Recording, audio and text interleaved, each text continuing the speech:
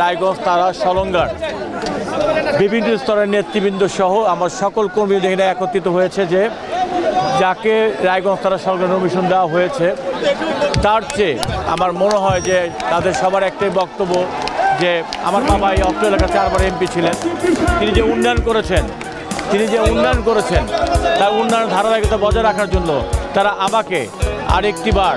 রিভিউর মাধ্যমে তারা চাচ্ছে যে আমাদের নেতা রিভিউ করে যেন দেখেন যে এই এলাকায় যাকে নমিনেশনের সম্ভাবনা দেওয়া হয়েছে তার সাথে তুলনা করে এবং আমাদের নেতাগুলো চাচ্ছেন যে আমাকে এই নমিনেশন দেওয়া যায় কিনা। বা এই অত্র অঞ্চলের দীর্ঘদিনের 4 বার এমপি সাবেক এমপি ছিলেন, তিনি অনেক কাজ করেছেন এবং তার কিছু অসমাপ্ত কাজ রয়েছে। আপনারা দেখতে পাচ্ছেন যে এই যে